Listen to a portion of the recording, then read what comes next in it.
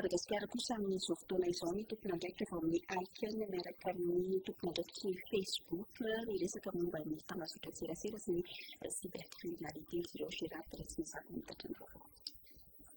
Afaka mandrena fitarainana sy mitoloka amin'ny alalan'ny application manokana amin'ny Facebook irehetra amin'izao fotoana izao.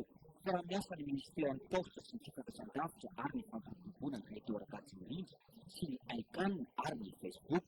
Misy ihany koa ny site www.arozaza.ng nosokafany UNICEF misahona ny foaram-pefy atao amin'ny zaza sy ny tanora. Entina fitokorisan-tsatso ny mpampiasa Facebook mantsy dia tanora avokoa araka ny fanadihadiana. Anafisina trano ny arorika amin'ny fampiasana izany ary ara-pahamehana ny mpianatra.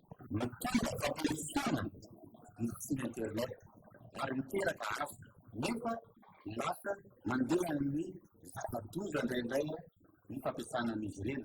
Milalàna momba ny cybercriminalité dia efa misy. Tamin'ny 17 Jolay 2014 tsy azo ekena intsony ireny compte ifanaraisana fotsiny ireny. Novoaboasana tamin'ireto mpianatra 120 avy amin'ny lycée manerana ny nosy ireto ny tombontsoa sy ny voka-dratsy ny Facebook.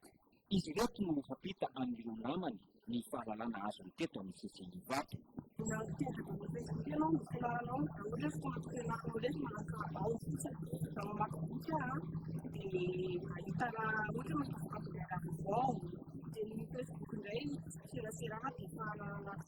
Nakaja izany lalàna Facebook misy zavatra ratsy voatany anatiny ohatra hoe tsara mamombala. Hanampy amin'ny ady atao amin'ny fanapahariahana vaovao tsy marina sy ny fampiroforoana ahelo amin'ny tambazotra serasera ity fiarah-miasa ity. Misy ihany koa ny fanamafisana traikefa ho an'ireo tompon'andraikitra sy ny fampiaran-dalàna momba cybercriminalité ny 2020 sy 2020 aprily ao amin'ny TSC Anosy. Orefana amin'izany ny fiarovana ny zaza, ny fisolokiana ary ny fampianarana.